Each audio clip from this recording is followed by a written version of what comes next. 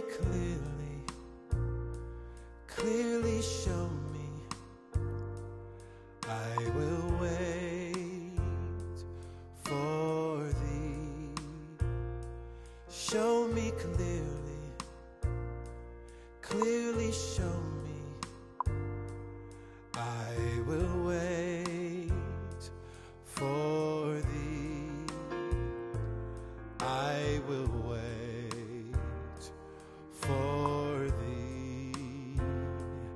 I will wait for thee. I will wait.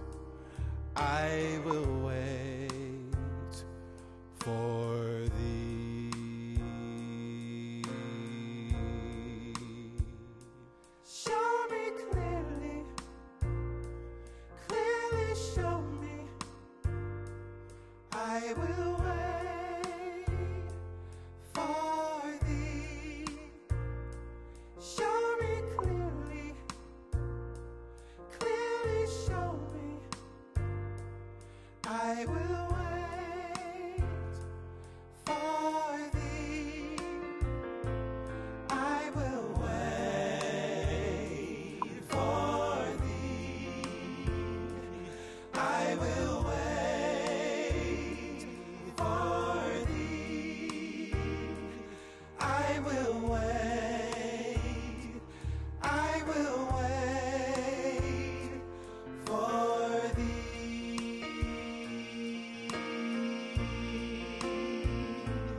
I will wait for thee. I will wait for thee. I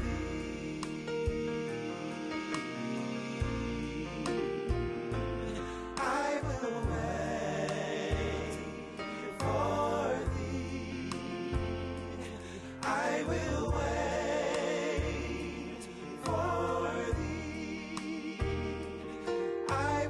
wait. I will wait for thee. I will wait for thee. I will wait for thee. I will wait. I will wait for thee. I will wait for thee. I will wait for thee. I will wait. I will wait for thee. I will wait for thee. I will wait for thee. I will wait. I will wait for thee.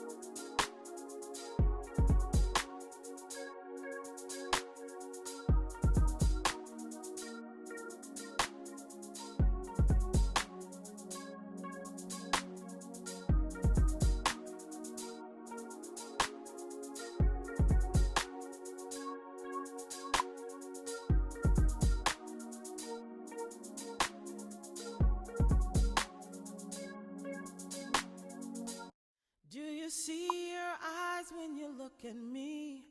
Do you hear your voice when you hear me sing? I know now that we are one. When I'm hurting you, I am hurting me. When I'm loving you, I am loving me. I know now that we are one. We are one. We are one. We are one. We are one. We are one. We are one. There is no separation. We are one. When I'm judging you, I am judging me. When I'm praising you, I am praising me. I know now that we are one.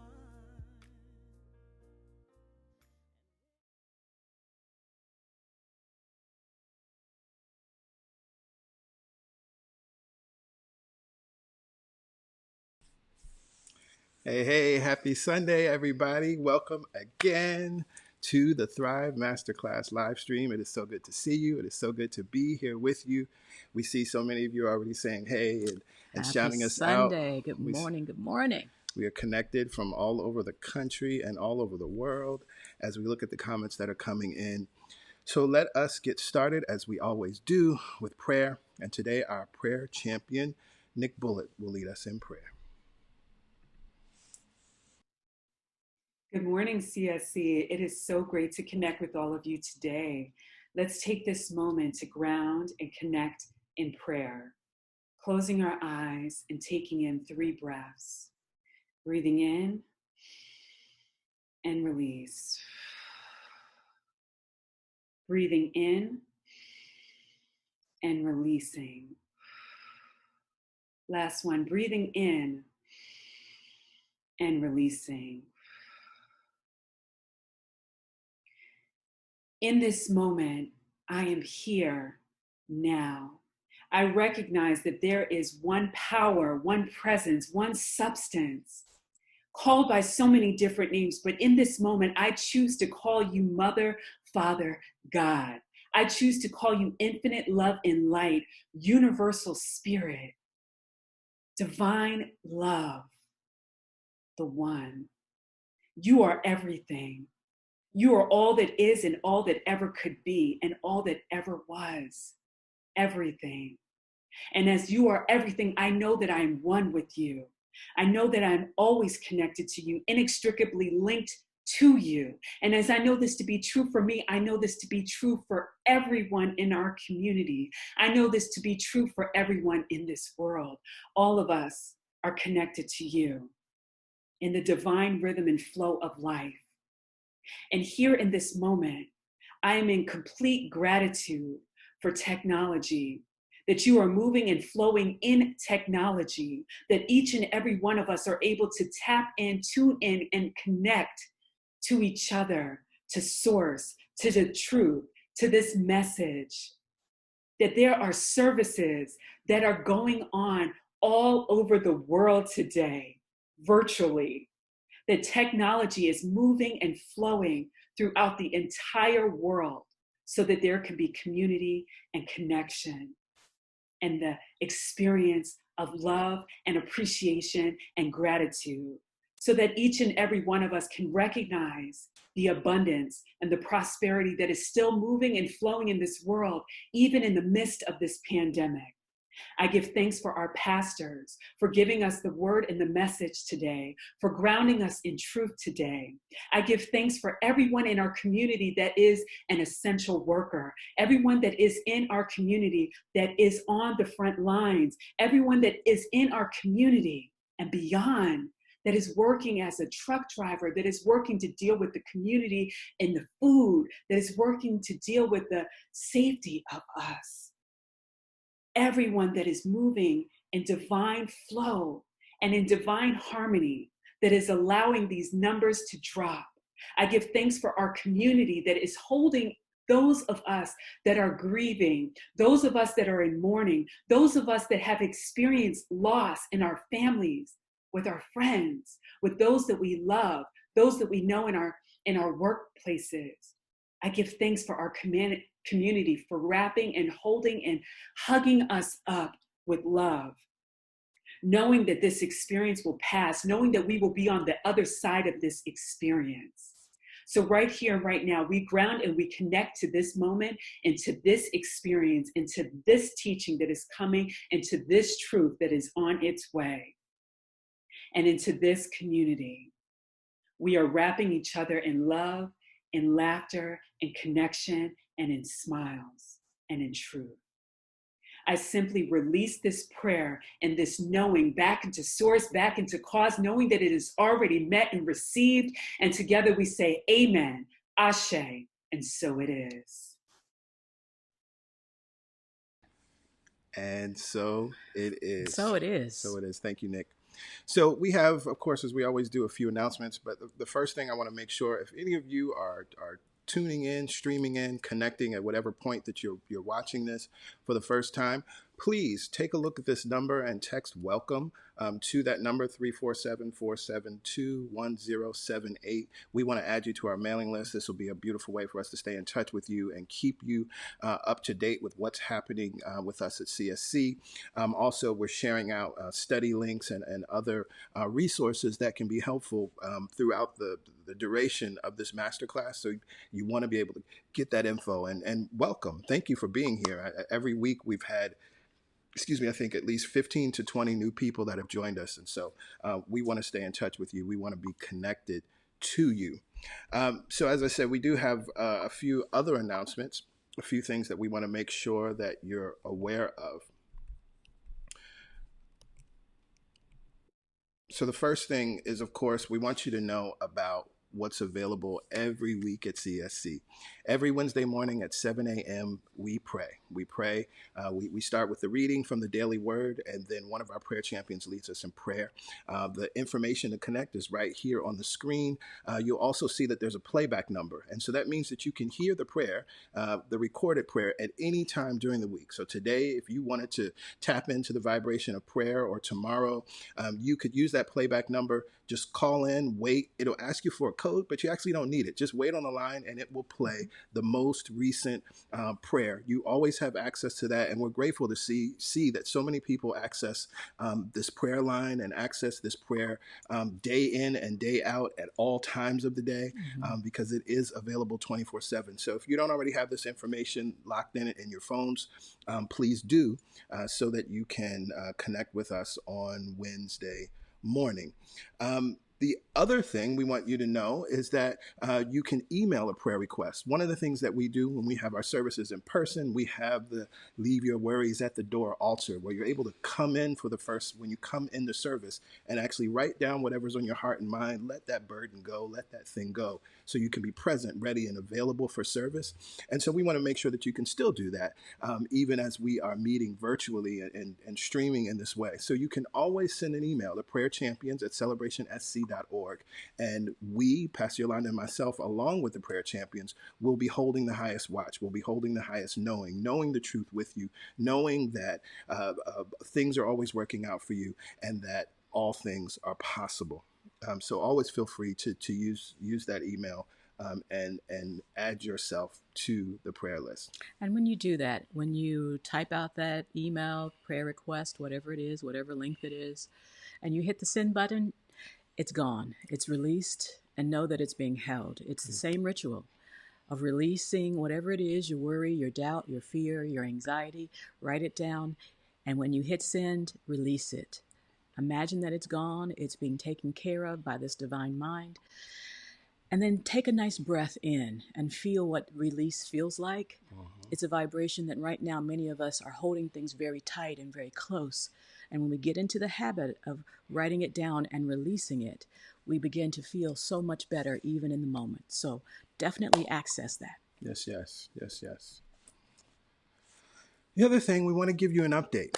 Yes. Last week, we shared with you that CSC made a donation of $1,300 to City Harvest to support our brothers and sisters here throughout the New York City area that are in need of food. And we shared with you that that $1,300 gift was matched. And so that gift was actually expanded to $2,600, meaning that we are able to support 50 families of 3 for 4 months with the necessary food that is needed. And so we wanted to share with you the email that we received and the update that we received from City Harvest.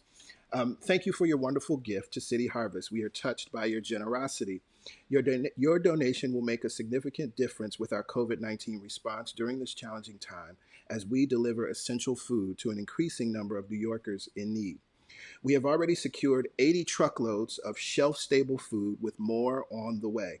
We are also rescuing food from partners like the American Dairy Association, multiple loads of whole and 2% milk per week, HelloFresh, 18,000 meals, Kind, 15,000 granola bars, Chobani, 150,000 yogurt cups, and Baldor, 500,000 pounds of food. As of last week, we are regularly delivering food to 13 emergency food distribution sites to meet the increased demand for food across the city. We are in the process of vetting an additional 30 sites for emergency distribution.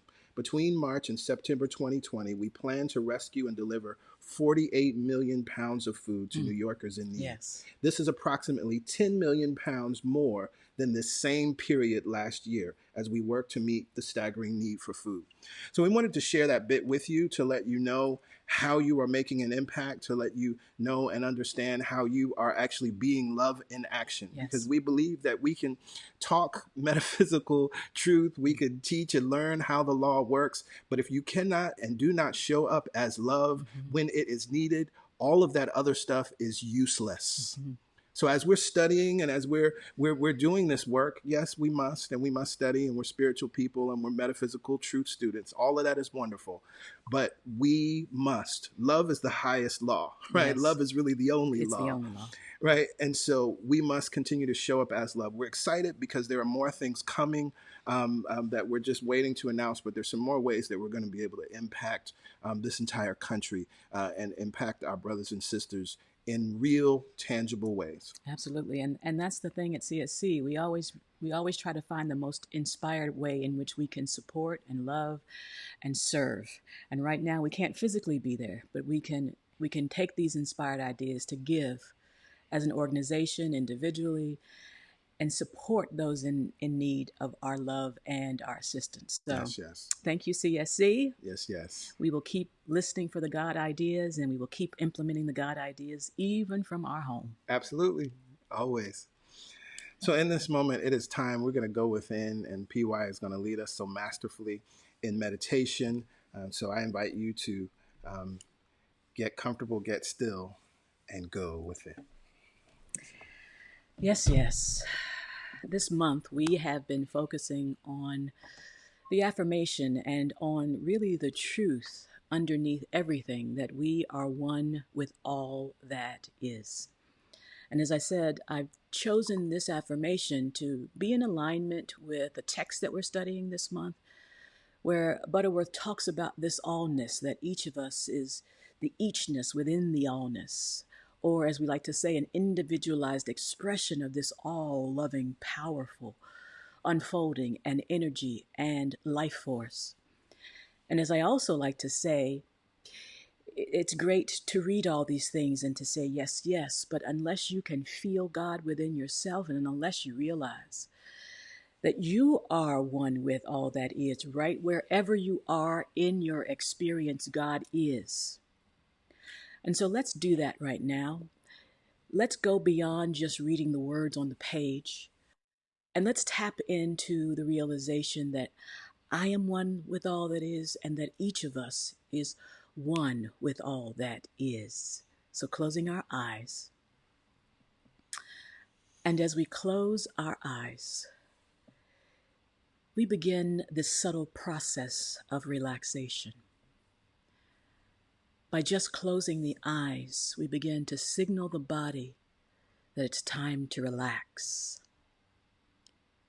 By closing the eyes, we begin to give permission for this inward journey to begin.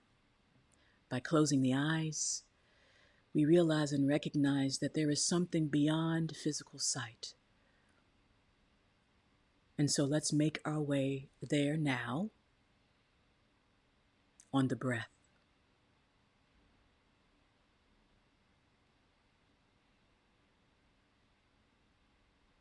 Let's just notice the breath.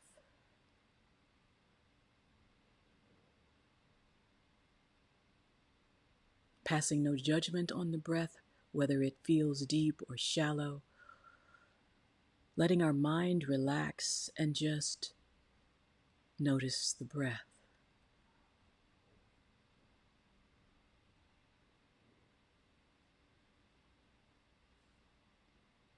With our eyes closed and our breath moving so beautifully.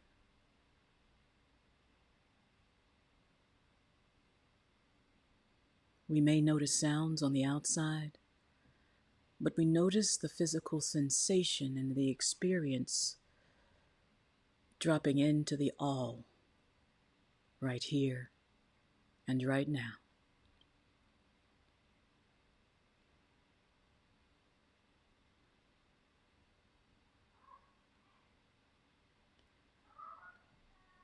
And as we notice the breath, we take a gentle hand and guide the breath deeper and deeper, expanding, and then drawing more of the breath and the energy of the all into ourselves. So let's lovingly guide the breath now, bringing your focus to the low belly.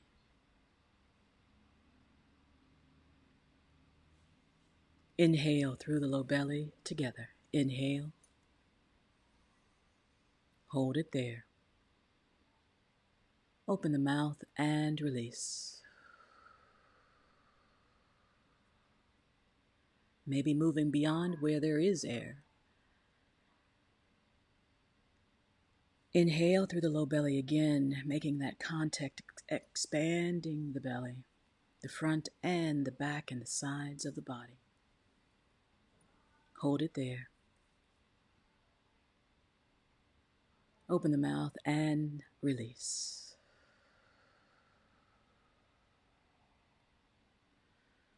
Lovingly guiding the breath now in through the low belly, up through the rib cage, expanding the rib cage, front and sides and back of the body. Hold it there. Open the mouth and release.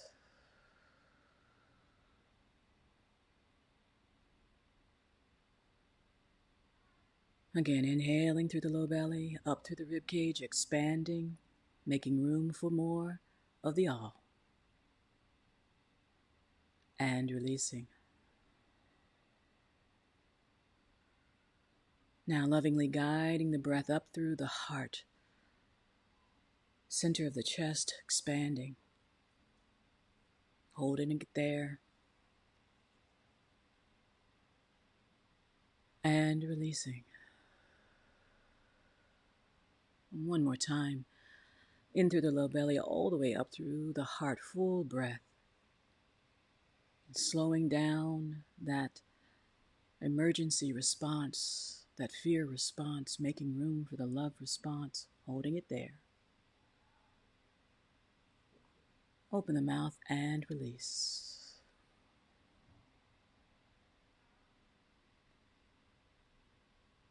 A few more rounds on your own, full breath, reminding the body that it's okay to relax.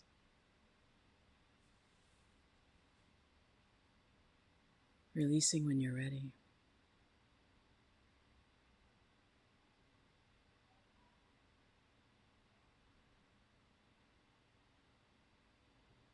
Each round, the shoulders relax more. The arms relax more. And we settle into this comfortable seat more.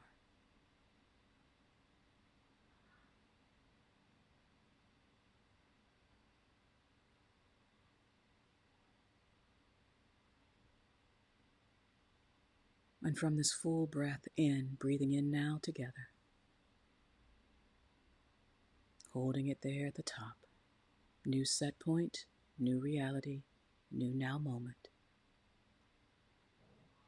Closing the lips and exhaling nice and easy through the nose.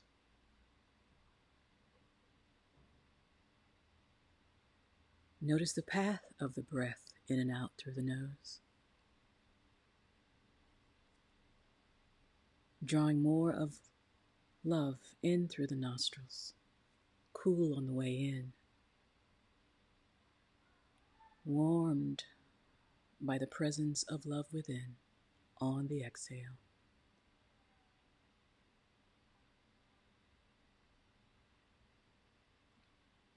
Each time the breath, we follow this path of in and out through the nose. We remind ourselves that we are one with all that is.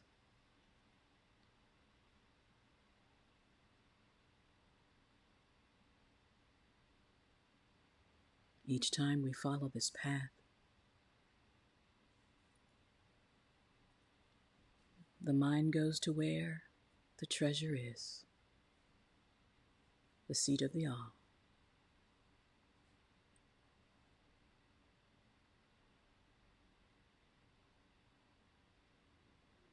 And as we make our way to our silent time, the mind may wander. It's okay. Thoughts come and go. We bring ourselves back to this truth, that I am one with all that is. I am one with all that is. I am one with all that is.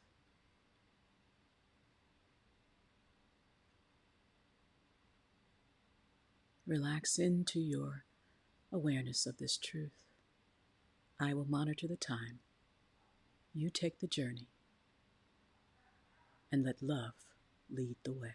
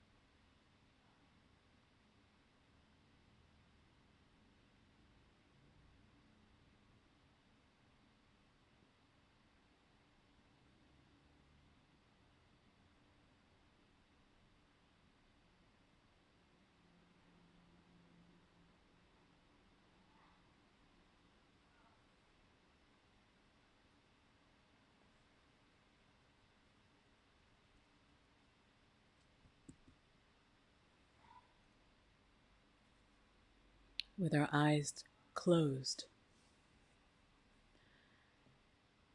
we notice ourselves from the inside. We notice the depth of our ability to connect to the all. We notice the ease of our breath. We notice thoughts that come and go. But more importantly, we remember the truth that as we sit in our homes, they are but a symbol of the all in which we rest, live, move, and have our being.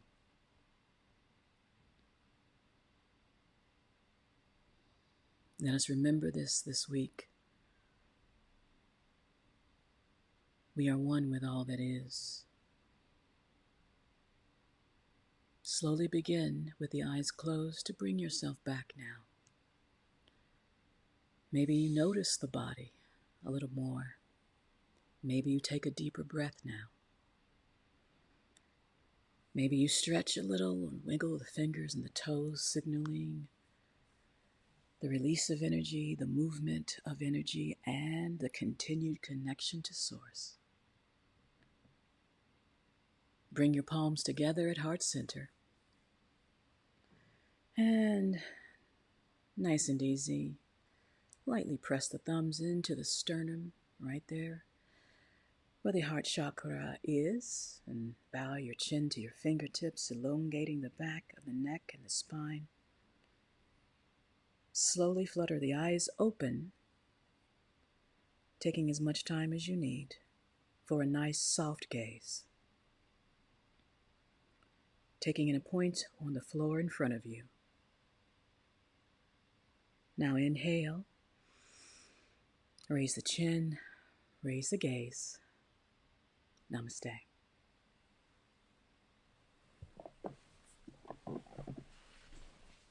Namaste. Namaste.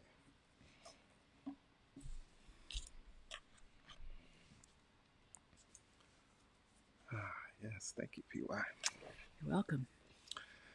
So I just want to make sure, I wanted to put this back on the screen for anyone who has just joined us or is just joining us. If you're connecting to this live stream for the first time, whether you're watching us live or watching the recording, text us. Text welcome to this phone number, 347-472-1078, so that we can add you to our mailing list, so that we can stay in touch with you, and so that you can get wonderful information about this class and more things that are coming up and happening at CSC. So we're going to get into class because yes. we have, looks like we have about an hour to work on this chapter, which is wonderful. Before we dig right in, because I recognize that there's some people that are joining us for the first time. What is this class and what are we studying? We are studying Spiritual Economics by Eric Butterworth. If you don't already have the book, I hope you have the book. Please get it. As a reminder, for those who have the audiobook, you still want to get the digital or the physical copy. There are wonderful things that are omitted from the audiobook, wonderful examples. I think the audiobook really removes some of the more spiritual aspects. And of course, we are spiritual people. We are a church. And we want to make sure we keep those in. So make sure that you use and have both. The other thing is that as you are reading and as you are studying, questions may come up, some things that you may want us to address during class. So as you're this week reading the next chapter, which will be chapter 4, you may have questions. And so you can email truthsunday@celebrationsc.org, and we will incorporate some of that in what we cover during next week's class, or we may specifically read that email and address that question. Today, I think we'll be able to incorporate some things in one of the questions that we received. We actually responded to directly, but I think there's still some things to incorporate there. And there was also sort of a comment that we received that we will also speak to as it relates directly to this chapter. So let's dig right in. I hope you can see us better. We made an adjustment so that you can see us and see the book as well. So I hope this is helpful, so you can see how excited we are about. I love this text. About the text as we are moving through this. All right. Let me just make sure I can see what's going on here. All right, cool.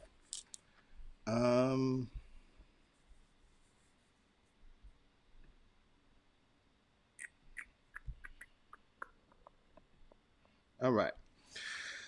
So, chapter 3 is on the law of visualization. And, I think there's some things at the outset that is important to understand because we've all learned and heard that you can visualize things, right? That if you can see it in your mind, you can hold it in your hand. You can be anything you put your mind to. I think I can, I think I can. All of these ideas have been with us in varying ways for so long. And so, while that's wonderful and good, we're going to come to a more mature understanding. If you see that first highlight, a person is never really mature until he or she understands the basic process of visualization. And first, what that starts with, we're talking on a macro level here of understanding this is not just about using visualization to get things, right? But we have to understand that we're actually always using visualization, right?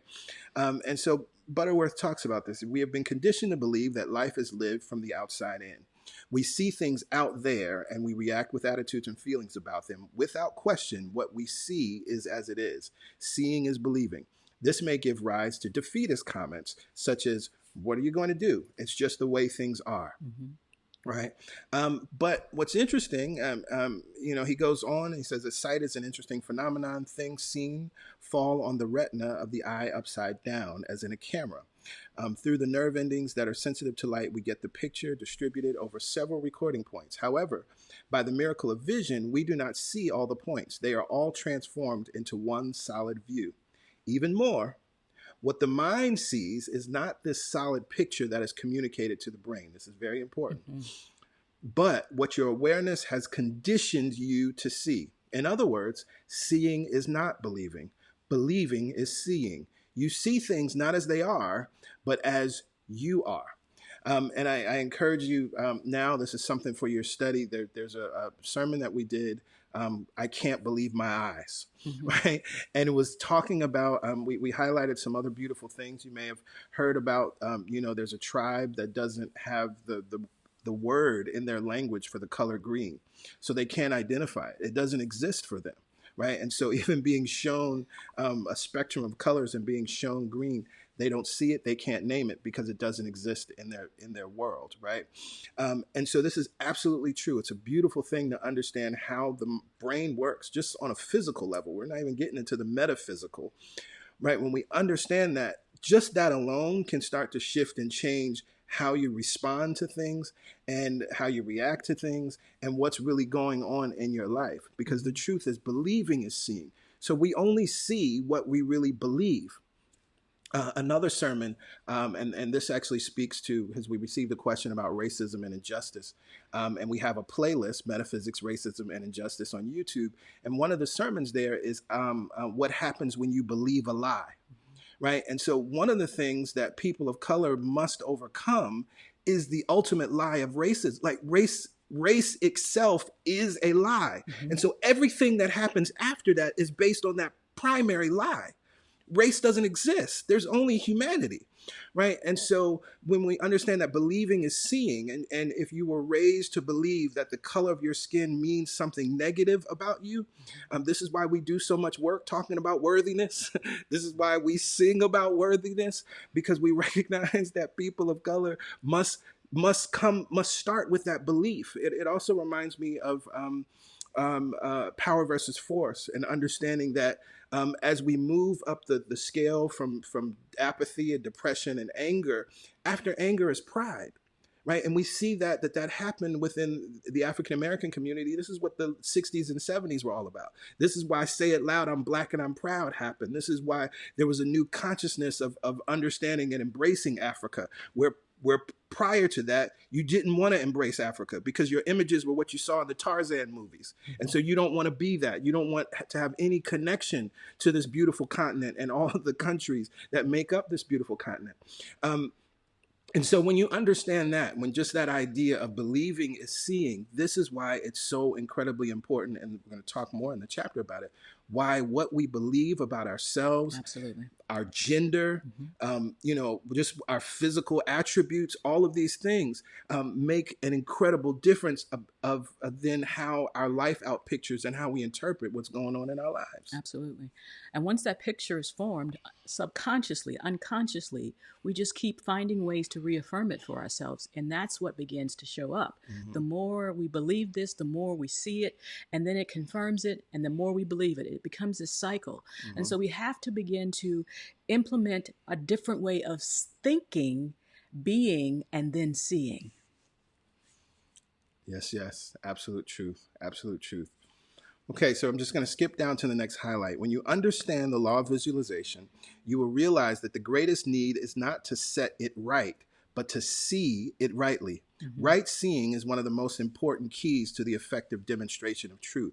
More important than changing things out there is changing the way you see them, mm-hmm. right? The late, great Dr. Wayne Dyer, he said that, right? When you change the way you look at things, the things you look at change, right? These are fundamental ideas that we've heard and have been working with for many years. And the most important thing that we have to change is the way we see ourselves. Yep. Right? People come to us and they want romantic relationships or they want success, but they don't have those thoughts about themselves. They don't think about themselves as lovable. They don't think that they're a success no matter what they've achieved on the outside. And so this is where we got to start, right? It's not about putting it on a vision board. It's about seeing it in your mind first. Yes. We're going to get to that, though. We're going to get to that.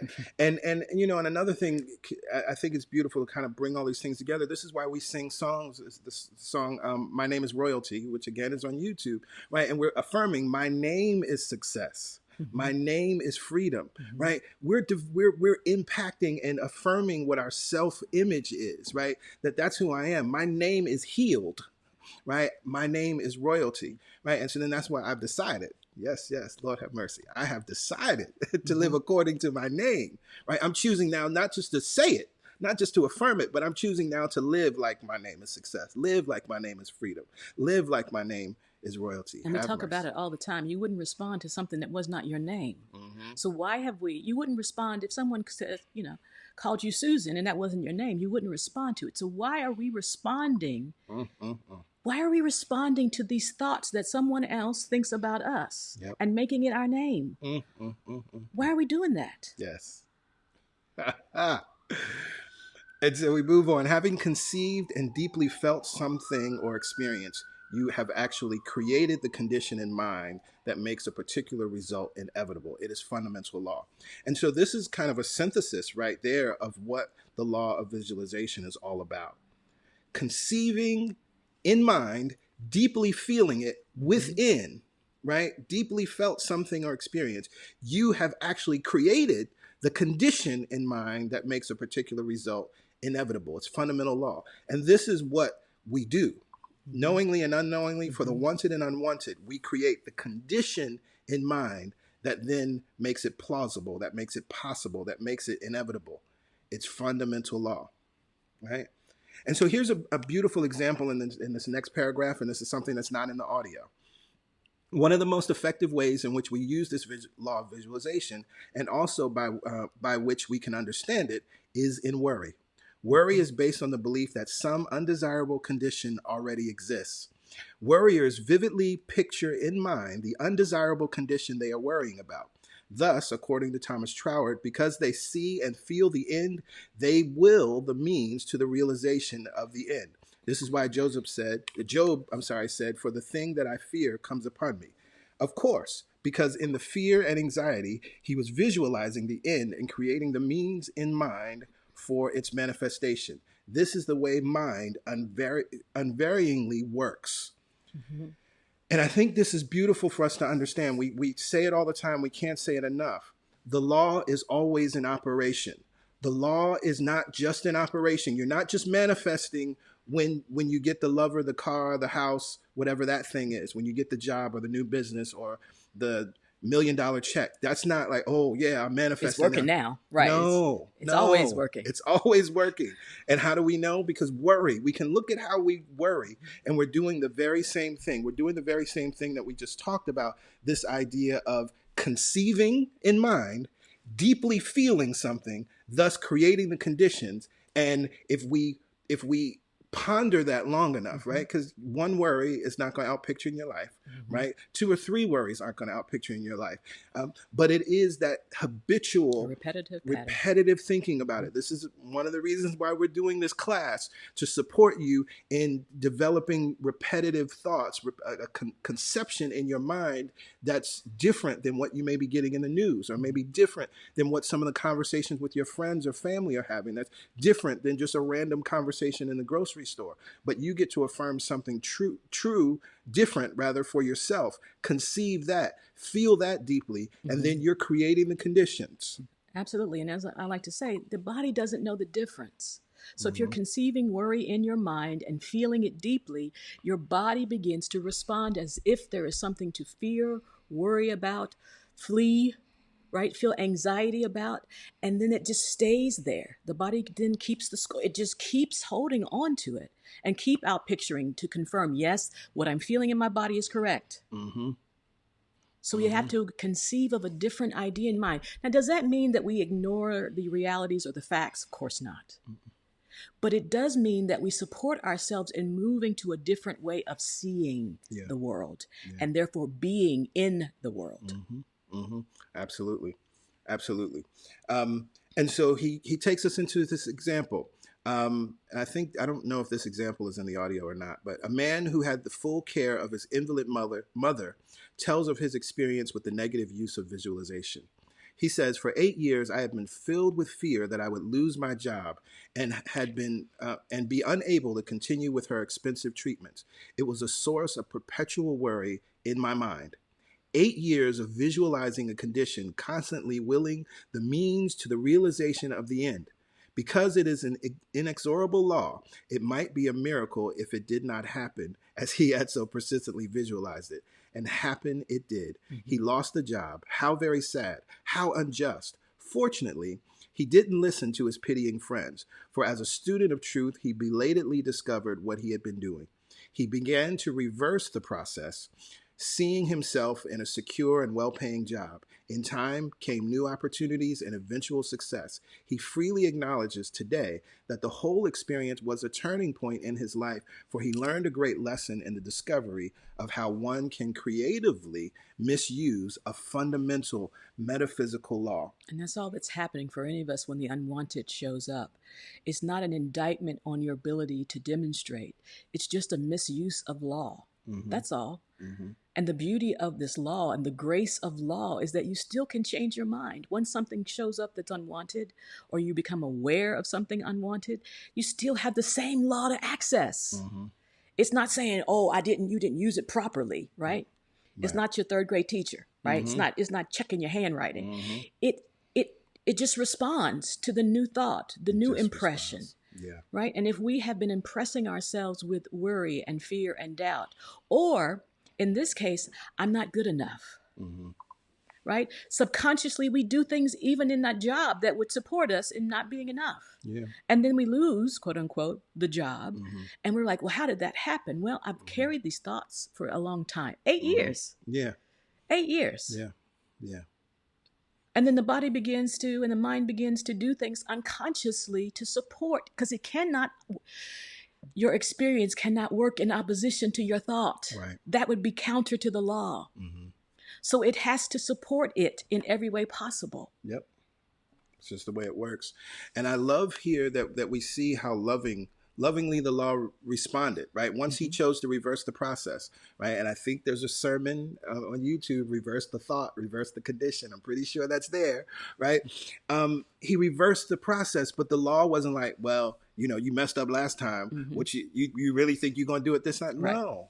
All he had to do was reverse his thought. And just think for a minute how we have all used worry seemingly in a good way. Because we think that worry is motivational. Like, oh, okay, I got to take care of my mother. Her expenses are really, her treatments are really expensive. So, I'm worried. I just got to make sure that I can keep this job. And I got to make sure that I do a good job.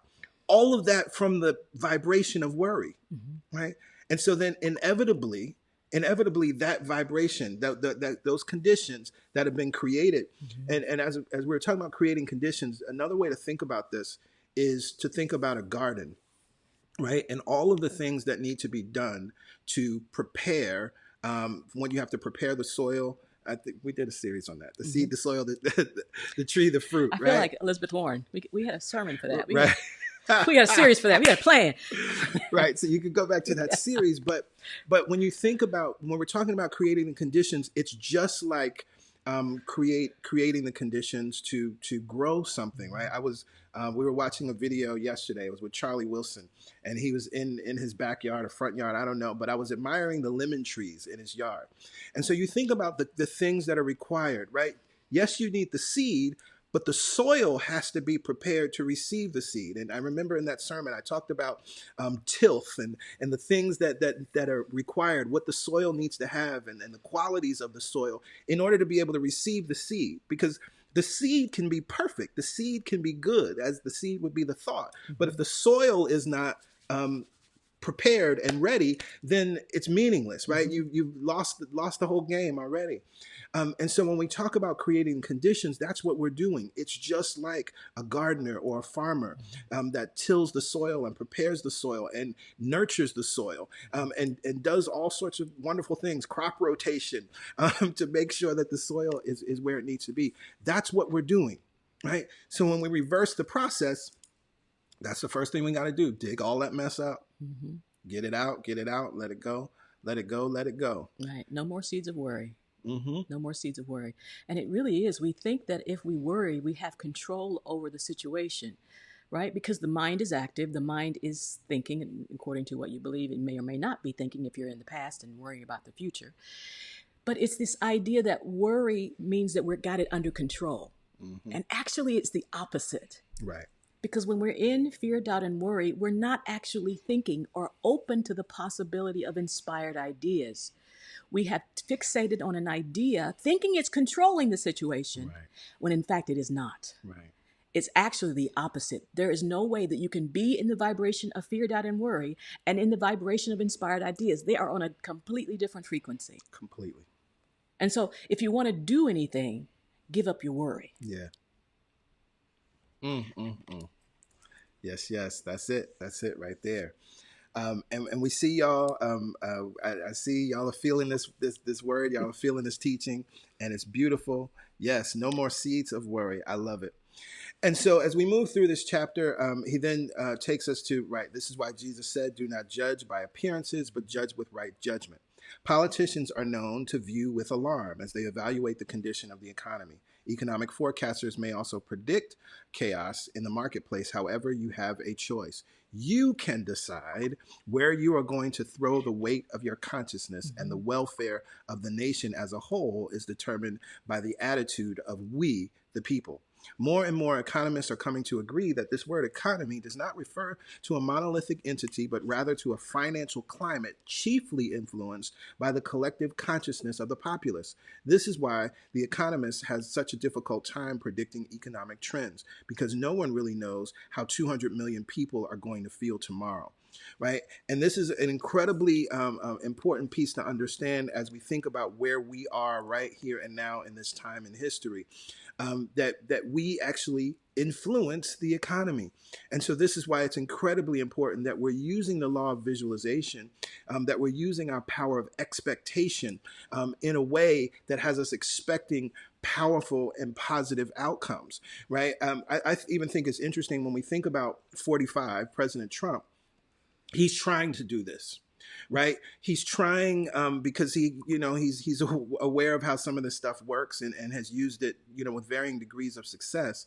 And so he doesn't want to talk about the negative, right? He's saying, he doesn't. But what's clear is he doesn't want to talk about the negative because he's fearful that he can't get reelected if he talks about the negative. So he's misusing the law, right? And so what's starting to happen, the polls are starting to show that his numbers are dropping down because he's operating from a place of fear, doubt, and worry.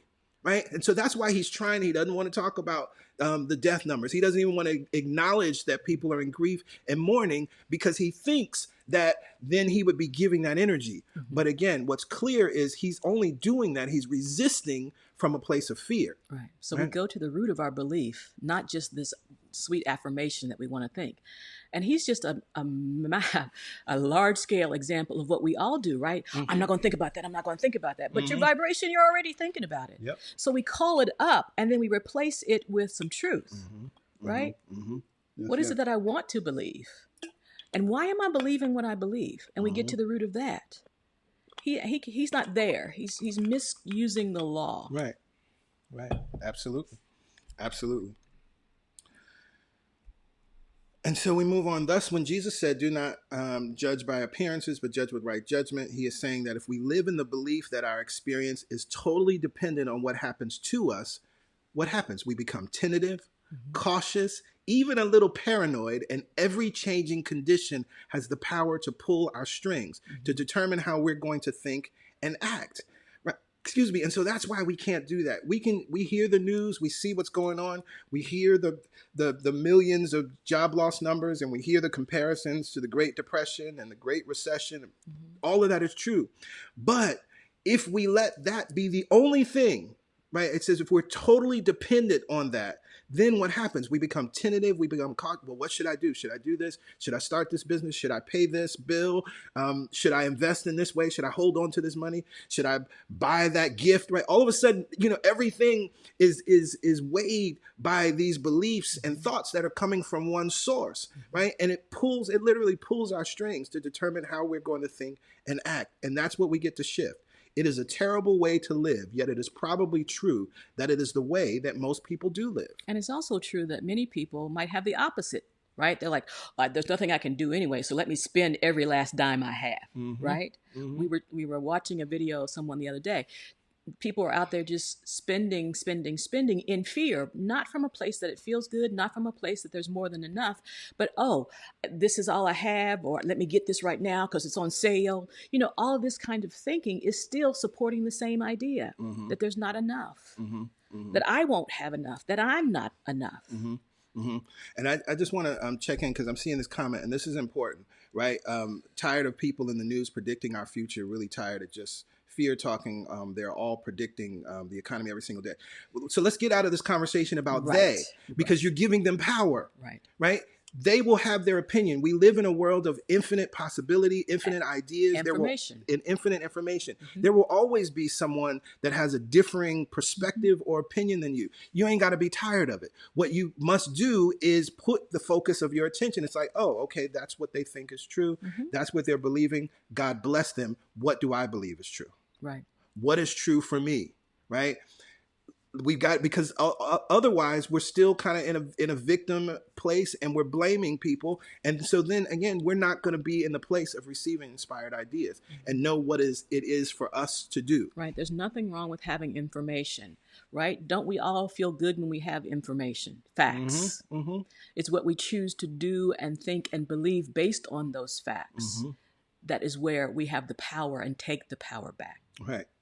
And so Butterworth goes on, if you really believe that life is lived from within out, and you persistently establish yourself in the consciousness of oneness with divine substance, then your perception of things will reflect an attitude that is bullish or optimistic. And having seen and felt the end, you have willed the means to the realization of the end for you, and it will work for you no matter what happens in the world out there. So this is why we're constantly encouraging everyone. One of the reasons that you hear so many people say, and why we're saying it, we will get through this, because we're using the law of visualization to put our heart and our mind on the end. The reason why you hear PY admonishing us to think about who do I want to be when this is over. We're like the caterpillars in a cocoon right now, except it's inevitable that the caterpillar will become a butterfly. We actually get to choose what that entity is that we want to be, do, or have when we're out of this cocoon, when we emerge out of the cocoon of this experience, right? So we use these words, we use these ideas to think about every day. Okay, we will get through this. I put my mind and my attention on harmony. I put my mind and my attention on well-being. I put my mind and attention on safety and security. I think we said it last week, this idea of understanding that when we're staying home, we're not protecting ourselves from somewhere, but we're maintaining what already is, our health. right? We're maintaining what already is our safety and security, right? And so then that puts us in a different vibration. And so then, having seen and felt the end, you have willed the means to the realization of that end for you, and it will work for you. Absolutely. No matter what happens in the world out there. See, because the beauty of this, the caterpillar was always the butterfly, right? Everything that becomes, it just didn't pull it out of thin air. It already had it within itself. And so when we bring our mind to what I want to be, not what I want to do when this is over, but what kind of attributes, what do I want to call forth from within me that already exists, that's been dormant, that's been ignored, right? Because I've been operating in the world a certain way. Who do I want to be? What is this that is already there? Yes. Whether it is harmony, peace, joy, ease, success, creativity, whatever it is, it's got to be there. Yes, yes. Oh my goodness, yes. Now I love this. This is a word. I didn't put this in the slide as a word to define or think about, but where he says what Jesus calls right judgment is concentrical seeing. And I made myself a little note there because concentrical is technically not a word. It's a word that he coined, but the root is concentric, right? And concentric means having a common center. So concentrical seeing is seeing from the common center. God is the center that is common to us all. Abundance, substance is the center that is common to us all. So concentrical seeing is then seeing, as Abraham Hicks would say, seeing through the eyes of source, right? Seeing as source, seeing from that common center. And I love the idea of common. Right? That this center that I'm talking about, it ain't unique to me. And this center that I'm talking about, it ain't unique to PY. And this center that I'm talking about ain't just unique to you, but it's present in, through, and as everything. It's present in a blade of grass, and it's present in a grain of sand, and it's present in your eyes, and it's present in your eyebrows, and it's present in your breathing, and it's present in your speaking, and it's present in the animals, and it's present in the clouds. It's a common center. And when we think about nature, nature lives from that place of concentrical seeing. Because we see what's happening on the planet right now, and nature is just complying with what is from the common center. It's always held the idea of wholeness and healing. And so now that it's online and we got ourselves out of the way, right? The nature is just complying to what it always was. It's just revealing from that common center, clear skies. It's just revealing from that common center that, I've seen so many people talking about being able to see the mountains, those that are on the West Coast and other places, even in Colorado, because all of that foolishness has been moved out of the way. Right? This is what's going on. And so I encourage you to think about that, right? Am I thinking, am I judging from my common center? Course in Miracles would call it my right mind. Yes. Right. And so he says, seeing from within. It is not settling on things just as they are, but visualizing them as they can be. And for those of you who have taken the 4T prosperity class, it reminded me of the 4T prosperity class in the 4T's prayer, the second step in the steps of consciousness. I imagine my highest good expressing and manifesting in my life right now. Through God's gift of imagination, I see life as it can be, not as it appears to be. I imagine the truth of my Christ spirit, right? And this is a key to prosperity, right? You don't get to or live a prosperous life. You don't have prosperity consciousness if you cannot see life as it can be, not as it appears to be, right? And this is what the law of visualization is all about. Unfortunately, that's what worry does too, right? Doubt is doing that too. Doubt is like, oh, I see life as it can be. And as I think it's going to be. Right. Yeah. Right? It's using the same vibration. And so we must make this affirmative. And so he goes on, of course, you read the papers and are aware of conditions as they are, but it is important to keep a clear perspective of who you are. You are not simply an unthinking reactor to conditions. There's another sermon, shut down your reactors, right? And I think we put that in the blog post for sermons that will help you as you move through the storm, right? You're not a reactor. Right. And you can learn to shut those down. Absolutely. Right? Yes, yes. You know, I was talking to my Facebook group just on Friday, talking about this idea that when we are worried about the future, or thinking about the past, especially the mistakes, we're not really thinking according to A Course in Miracles. We're recalling. Mm-hmm. Thought and creativity and inspiration happen in the now. Mm-hmm. We got to bring ourselves to the now. Mm-hmm. Okay, what I see this, I know how I've been conditioned to think about this. I know where my thinking has gotten me before. And yeah, there's a little bit of worry about what's going to happen in the future, but what do I know to be true right now? Yeah. How can I bring myself to this common good, this common truth right now? Yeah. Yeah.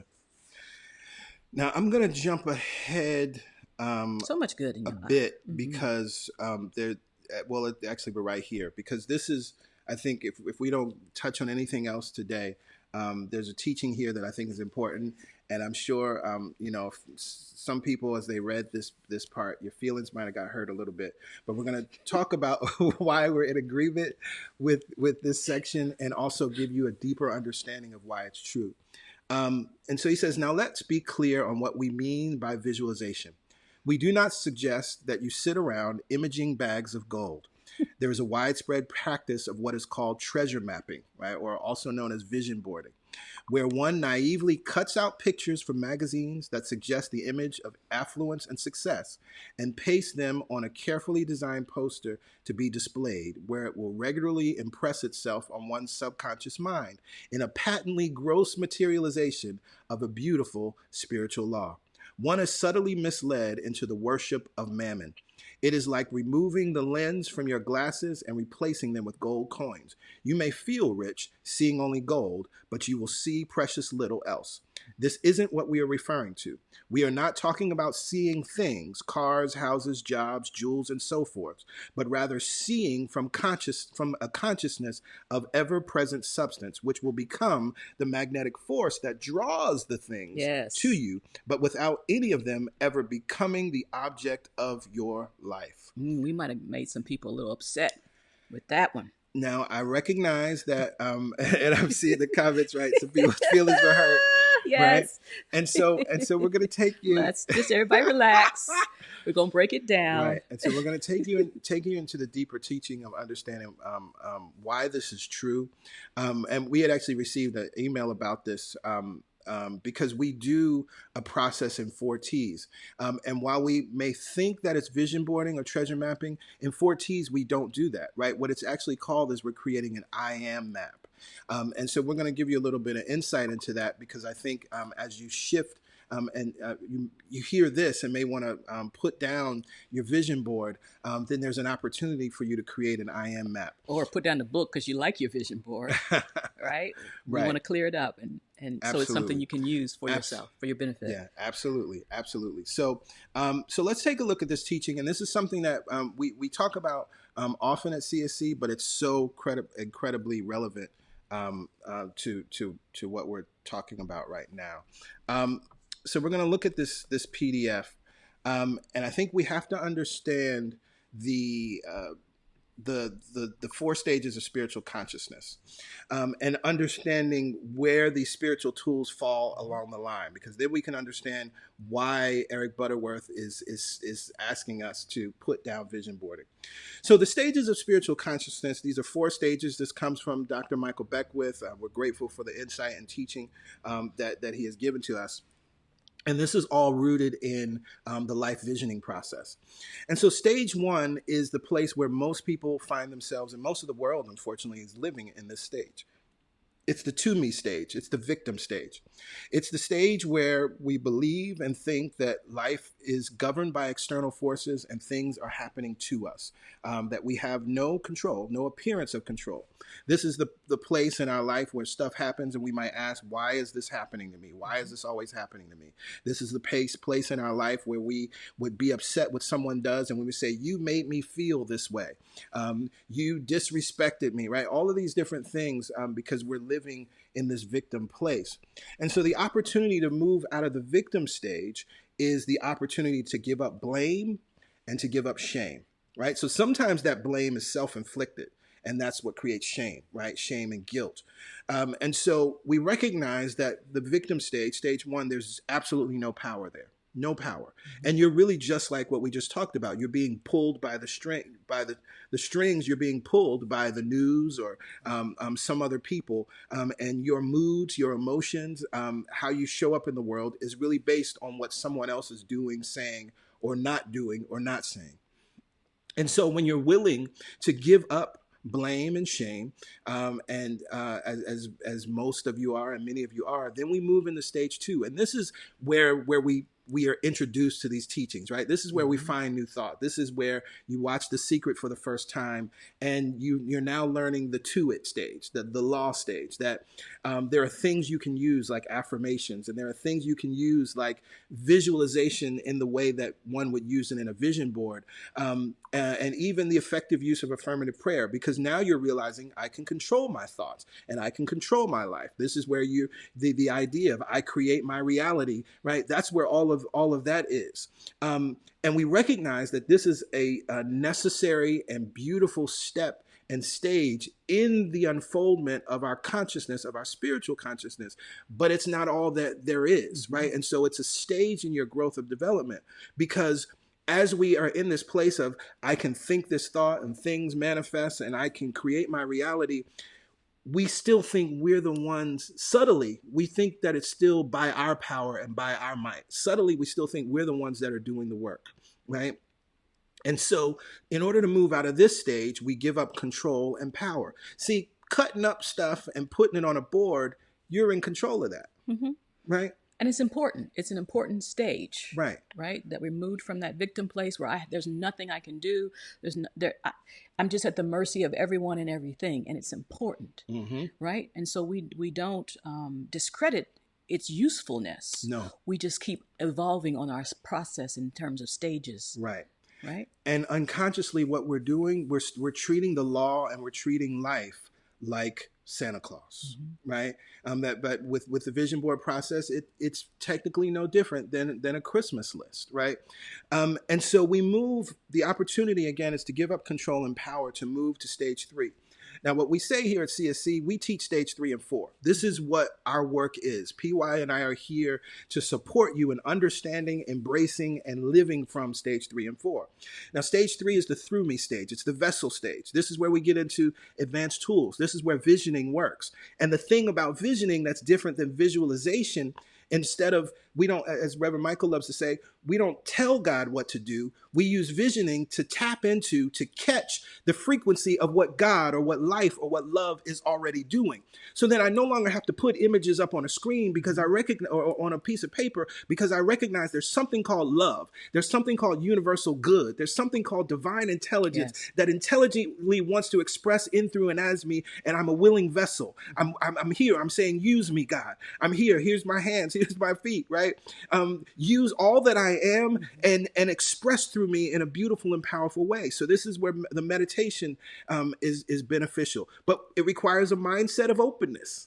And it requires receptivity and teachableness. And something that just dawned on me, it also requires a mindset of sinlessness, right? Because when we're in this other stage, we're still believing in this old idea of sin. And that if I don't control it, this benevolent and not benevolent force will have something to do about it based on my sinfulness. When we get to stage 3, we realize that we are created in the image and likeness of sinlessness, of love. And so, of course, I would allow that to move through me. Of course, I would never try to block its ability to express as me. There's nothing that I need to guard myself against. Right. I'm sinless. Yes. Yeah. And love wants to move through me because it sees me as sinless. Absolutely. And so then this is where we get to, we hear these words from Jesus. It is not I, but God, or the Father within me, that does the work. This is where Jesus and all of the avatars live. They understand that it's not them. It's not by their power. There's something greater that's operating in, through, and as them. And they're willing and able to allow it. Now, I saw one of the questions. Somebody asked, what does to it mean in stage 2? To it meaning life, that we manipulate life. Making it happen. It's not right. Making it happen, right? That's another way to think about this stage, right? And making it happen is a wonderful mindset, and it's helped so many people to move out of the victim stage, because we got to get out of the victim stage. Yes. However, that's still, I'm manipulating life. I'm manipulating and molding the Play-Doh into what I want it to be, right? Through me as the vessel, now I'm the one being molded. Mm-hmm. Oh my goodness. Now I'm the one that's being operated through. And so then to move from stage 3 to stage 4, it's the opportunity to give up any sense of separation. And this is why we do the teachings, right? A Course in Miracles, understanding what the ego is and giving up its thought system, right? For the belief system or thought system of love. And then this is why we are always talking about checking your God concept. This is why we have to have a new understanding of God and understanding what? That I am one with all that is. Mm-hmm. And so then the as me stage, there's this place of experience where there's just simply no separation. You can't tell or say if it was you or God or what. You just know all of life is just flowing through you. In the flow. And this is a mystical experience. It's a divine experience of being one with the Spirit. I am one with God. This is to think about it from the Christological Jesus perspective. This is the Christ mind, right? This is the resurrected mind, right? I am one with God. And so there's the opportunity to experience limitless consciousness even beyond oneness. It's transcendent. Mm-hmm. Right. It's transcendent. And we've all had those moments where we've had that experience of the transcendent, where you don't know, you just followed it. You just were in the flow of it. And what this is saying is that that's our reality in truth, mm-hmm. that we are one with this God that we speak of, mm-hmm. that its power is our power. And that if we allow it, it just eases. Athletes do it all the time. Mm-hmm. They're like, I don't know. I was just in the flow. Mm-hmm. Of course. Mm-hmm. Mm-hmm. Yeah, absolutely. Absolutely. Now, one of the things that's important to know, and it's here on the bottom, the 4 stages of spiritual growth is a guideline meant to provide a description of the evolutionary process, which itself is continually evolving. You may observe your life structures expressing at different levels within the stages. So this is not, I mean, you can look at your life in total and say, oh, I may be in this stage. But honestly, what happens for most people, your finances, you're in one stage. Your romantic relationships, you're in another stage. Your relationship with your family, you're in another stage. Your relationship with your nationality or culture, you're in another stage, right? And so this is what helps you to understand where you really are. Now I'm seeing some comments. People want a copy of this PDF. For those that are on our mailing list, we will send this out with the study link. So you need to be on the mailing list in order to get this. You can also study the life visioning process. Again, this is foundational to understanding visioning. I'll be doing my class at the end of the year that uses and teaches visioning. But for deeper study, again, the life visioning process, Reverend Michael Beckwith, but we will share this PDF if for those that are on the mailing list. So get on the mailing list if you're not. And please use this information not to criticize and beat yourself up with, please. Mm-hmm. Like, oh, there I go again. I'm in stage 2. I'm in stage 1. What I like to say is we need to become curious and not critical of our spiritual growth and unfoldment. Curious. Mm-hmm. Oh, that's where I am. Oh, okay. I can change that because I have the power to do so, but never critical. Mm-hmm. We've done enough criticizing and we've been criticized enough that keeps us really, in terms of our spiritual development, in stage 1. Mm-hmm. Mm-hmm. Right? So become curious about your spiritual growth and unfoldment, not critical. Right. Right. And so, again, we knew it was important to really break down these. I can't think of all the sermons, but, since our first year, we've been breaking down these stages and using and utilizing these and teaching these because it's always necessary to understand what's really going on. And so when you read in the text what Eric Butterworth has to say about treasure mapping, we recognize we're not saying that it's bad or it's not good or it's something that you should never do. But what we are saying and what we are acknowledging is that it represents a stage of unfoldment. And what Eric Butterworth is trying to get us to understand is that when we see from a consciousness of ever-present substance, right? This is that vessel place and or the asmi place, right? We're one with the source. When we're seeing from that place, then we become a magnetic force that draws the things to us, right? Mm-hmm. And it's profound when I think about my life and I look at my life. A Course in Miracles says a healed mind doesn't plan. And, when I look at my life and I think back through the years, I set goals, I set intentions, but I don't really plan. And I definitely don't do like I used to do, where it was kind of writing everything down and it's got to be a certain way. and the good that has shown up in my life, the money that showed up in my life, the opportunities that have shown up in my life, go so far beyond what I ever could have done or had done in the past with vision boarding. But here's what's interesting. Now, I said in the 4Ts class, we do a process, but it's called an I am map. Mm-hmm. And that causes people some concern, and they have problems making the adjustment based on what we're teaching right now, because they've done a lot of vision boarding. And we're saying an I am map. That's a whole different understanding and concept. A whole different concept. And, Butterworth gives us a wonderful word in this chapter, your I amage, right? And this is what we're dealing with and what we're talking about, right? That he says the missing link in the practice of self-image psychology is the realization that you do not change your self-image by rejecting what you are, but by discovering what you are. Yes. You are already created in the image likeness of God, Yes. not can be if you speak a lot of positive affirmations of truth. Your true image is not something to get. It is a reality to discover. There is that of you that is the likeness of God. It is your I amage.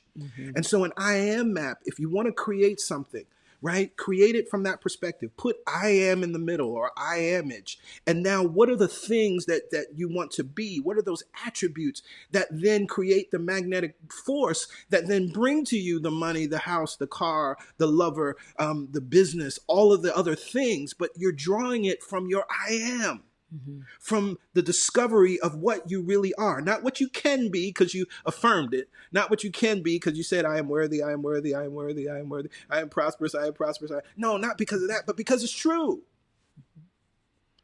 So I encourage you, as we recognize that we are, as Abraham Hicks loves to say, we're action-oriented people, right? We got to do something. You want to cut up something or grab some pictures and paste something, and you want something to look at. Wonderful, right? PY talks about it all the time. Her I am map that she had, it was up on the refrigerator for many, many years. And this was before CSC. It was before you and I. No, we were dating. We were dating? Yeah, we were okay. dating. Yeah. So anyway, but what I remember is like all of the things that were there, they were representing beingness. And what's so powerful is the things that she became, right? Like, there was something related to like yoga, but you weren't thinking about becoming a yoga teacher then. No way. Things that were related even to ministry, even though you didn't want to admit it, right? and teaching, right? That all of that, she became those things. And so I encourage you, let's get out of treasure mapping, let's get out of vision boarding, and let's get into I am mapping, right? What is your I amage, right? And so it gives us a useful tool as we move into stage 3, right? So if you've done vision boarding, cool, right? You know the process that, you grab your magazines and your construction paper and your glue and your whatever you want. So you understand the mechanics of it. Now we're getting ready to give you the insight behind what you really want to do now, right? So we're not discrediting any of that. No. We're saying we're just moving it along the continuum of your spiritual growth and unfoldment. Yes. Right? And we have plenty of time to do it. Yeah. And many of us enjoy it. Yeah. So we take that same joy and energy into this. And for me, I like to meditate before I do an I am map, just to open up that field so that the truth can just reveal itself to me. Right. And then I'm drawn to the magazine that cuts out the thing that supports the beingness. Right. Yeah. Yeah. So, when you think about, we talk about in some of my classes, the thing under the thing, right? So it's like, if you want a car, right, that Benz that you want, what's behind that? What's the feeling tone behind that, right? What is it going to bring you, right? The security or the vibe or the swag, whatever it is, like, think about that, because the thing under the thing is what brings the thing, right? And so your I am map puts you in that vibration. It's a beautiful thing. It's a beautiful thing. It's a beautiful thing. And if you're getting curious about all this and the thing under the thing, if you're honest and that thing under the thing is just because you're unworthy and you think this thing is going to give you something, then we need to shift your understanding of who and what you are and what really it is that you desire. Oh, I thought I wanted the car because it was a status symbol, right? That was my thing under the thing, at least what I was conscious of. Now, what is it that I really want my thing under the thing to represent? And I'm just seeing questions. I just want to make sure everybody understands what the I am map process is. So similar to what you would do with a vision board, get a piece of poster board. You could also do it digitally, right? And I think there are digital tools out there to do it. But you get a piece of paper board, poster board, right? I am in the center of that. Or at the top. Or at the top, somewhere on an I am or I image. And then use magazines, but now you're cutting out images and things that represent your I amness, not the things that you want to get, but these things represent your beingness, representing the truth of who you are, discovering the reality of who you are. And what we recognize is, as Butterworth has said, and as the law works, that then you become a magnetic receptor to all the things that matched the feeling tone of your I am. So what if one of the things that you want to be is in harmony with the all? You might find images that in your mind draw you back to harmony. It could be a scale. It could be the beauty of nature. It could be those visual images, but you understand, and it could also be the words harmony, but you understand why you're cutting them out. You're not just cutting them out for a romantic vacation. Right? You're cutting them out because something underneath that represents harmony between you and your partner, represents the oneness with nature. So it's a different take on it. Same skill set. But a different understanding, a different focus, right? And as I like to say, you can have a vision, but you got to hold it lightly. And so what we're doing is allowing this truth about us, not the fear, doubt, and worry, not what our mama and them told us about us.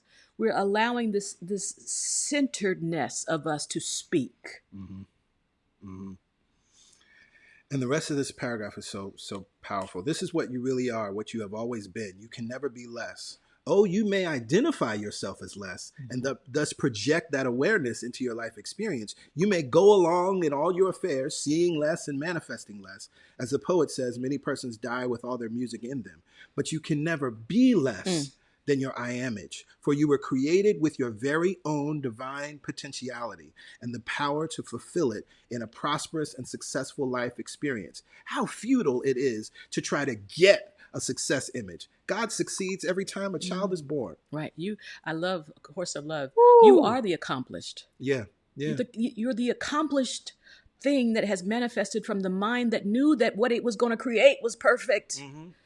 Right? That it wasn't lacking anything. And this is why PY was saying why we have to get rid of that consciousness of sin or being sinful. We have to understand that we're sinless. Because otherwise, if we think we're sinful, then it's like, I'm trying to change. I always hear this phrase in my mind for those that are fans of The Wire. And I know people had issues with the second season with the docs. But one of the things, Frank Sabaka, when he realized how bad things had gotten, he was like, I got to get clean, right? Because he was trying to make up for all of the wrong that he had done. And he knew he was about to get caught and get arrested. And so many of us are walking through life that way. I need to get clean. I'm bad. I'm unworthy. Something's wrong with me, right?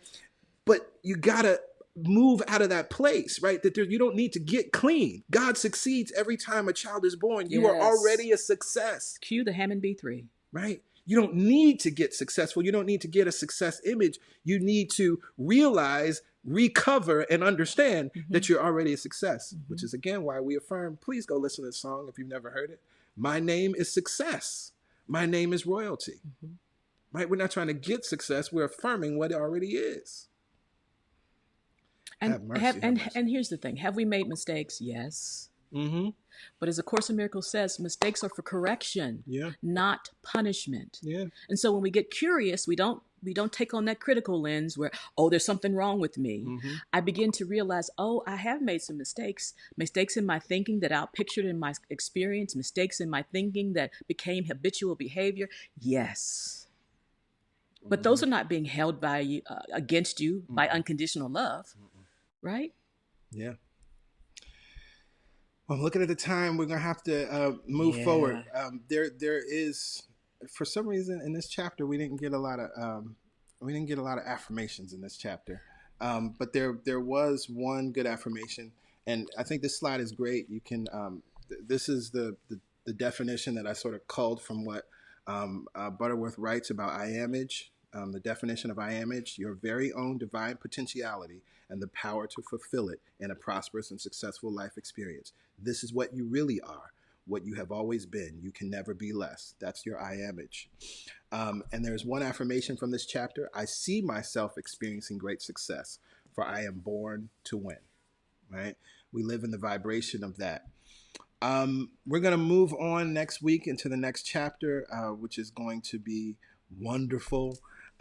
It's so good. I want y'all to know, as we're seeing when we're seeing the comments coming in, and we're feeling you all, like, and y'all are egging us on, and it's really cool. It's really cool, and we love this, and we're just it is absolutely gratifying as we're just following spirit and following the inspired idea, to experience and witness how this is resonating for you, and also how it's resonating for us, because we be having church all week in preparation to teach this on Sunday. So in the time that we have, it is time for giving. And as we always say here at CSC, one, you understand, as we shared, we tithe to organizations that we believe in and that we're in alignment with as an organization, because we think, for an organization and for a spiritual organization to simply expect people to give, and it's not also giving, not just in the sense of, yes, we as the pastors are giving of our time and talents and treasure. That's true. But giving in the sense of the organization. And so as a collective, we're able to give and tithe to organizations like City Harvest. And so we give what feels good. Everybody has a joy number. Yes. Whatever that joy number is for you, that's the number to give. It's not I wish I could give this, or, well, I'll get paid in a couple weeks and it'll be all right. Or I'll make up for it next week. I can make up for it, or I'll suffer through, or I'll just eat bologna sandwiches so I can give to the church. Please don't do that. Unless you like bologna, because bologna's well, good. right. Yeah, I'm just, right. Yeah. No diss on bologna. I'm thinking about my grandmother. She made the best bologna sandwiches. Fried bologna. Okay. So, but, if that's, you're just, trying to scrape by, please, no, that's not the vibration. The number that is a joy number, that you feel good about it, you give, you don't even think about it because you're just rolling and you're feeling good. That's the number that you give, right? And so we have several ways for us to give online. You can go directly to our website, celebrationsc.org/give, and give what amount feels good. You can even set up a recurring donation, which is something that I actually just started for the first time in these 6-7 weeks that we've been home. I decided to set up my recurring donation. So that's something you can do if you want to do that. We also have text to give, 347-744-9500. There is a $10 minimum for text to give because of the fees that are associated. But do what feels good to you. And when we give from this place of joy, when we give our joy number, when we give what feels good, then we can affirm this truth. All the money that I use. All the money that I use. Returns to me multiplied. Returns to me multiplied. In a never-ending cycle. In a never-ending cycle. Of increase. Of increase. And enjoyment. And enjoyment. With that, let us all say amen. Amen. Ashe. Ashe. And so it is. So it is. Have a great Sunday. We love y'all. Life is good. It keeps getting better all the time. We'll see you next Wednesday? Sunday. Oh, yes. Wednesday morning in prayer. Or we will see you here live next Sunday morning. Love you all. All right. Bye for now.